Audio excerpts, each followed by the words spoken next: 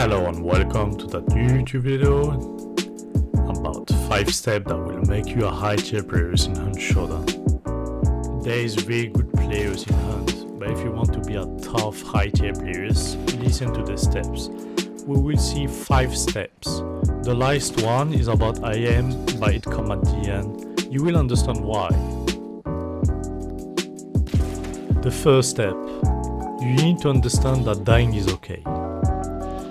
You need to understand that the RNG will always kill you. I died 25,000 times on the past 4 years on Hunt, but on the other hand, I killed 70,000 hunters, right? It will be probably more death than you will have in your entire journey through Hunt Showdown. I'm here with this knowledge for you. I spent 11,000 hours to share the most tough knowledge I learned on the past 4 years just for you. Second step, the gear fear. You need to step out of the holding weapons like a treasure. This isn't. These gears will never be used and will never be used. You're just holding all of these weapons until you die again, until you give it to someone else. Once you know that and you understand what's behind that feeling, you will play better and more relaxed. Step number 3.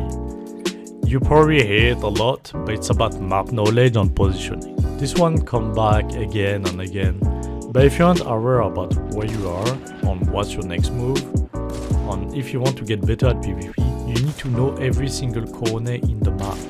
You need to spend a lot of hours to walk through the map and learn every places on deep compound corners. Learn how to flank.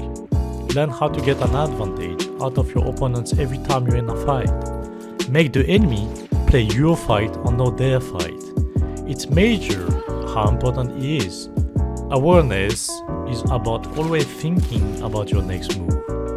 You always go from one cover to another cover, otherwise it will resume your death sentence. Also, all the points will prevent third party. That is pretty common in Hunt Showdown, right? If you fight a team, make sure you cut the pie. Take the fight into 1v1 all the time. If you see a full team, you don't wanna overpeak, you don't wanna face 3 crosshair against 1. That's why map knowledge come here, with being aware about all the covers and angles that provide you to be confident into cutting a fight into 1v1. I made a YouTube video series how to approach 1v3 in Hunt Showdown. The link is in the description.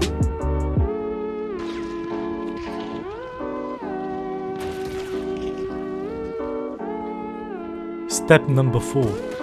Go with the gut feeling. By that, I mean if you have the mindset of never hesitate, you will succeed in most fights. Do not hesitate mid-fight. Go with your first thought you had. If you wanted to push, go push. Don't change your mind mid-fight and say, I'm gonna stay here and watch what's gonna happen. No, just, even if it's stupid, go for it.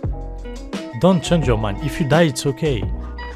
Stick with it. Don't try to do something, then hesitate and back off. It will just resume for you to die without trying anything. If you say I'm gonna push, you do it. You push. If you say I'm gonna pick a corner, I'm gonna pick the corner. Do not say, should I or maybe. Do not confuse your mind, do not confuse yourself, right? The step number 5, and you will understand why I say it's number 5, because IM is not really important. I mean, it will make you win some fight, but in a game like Hunt Showdown, it's not about IM. All the previous steps we saw are more important. IM, you just need to practice your IM. I made multiple guides to make your IM better. The link is in the description. You can go offline and shoot everything, but I recommend you to watch my guide. I made a full set guide about IMing, right? IM come at least at the end. Because IM is not really important, like I say. All the previous steps we saw before are way more important in Hunt Showdown. If you get solid on other points, you will win most of the time, right? And you will never probably lose against someone who got a better IM than you, unless you do something stupid, like running in the open or something like that. IM is never locked at certain level, you can only progress with time. Don't focus on it. All other points are much more important than IM himself. Because if you have all these things we saw before, other than IM. You don't need the best IM in hand. You absolutely don't need the best IM, I promise you.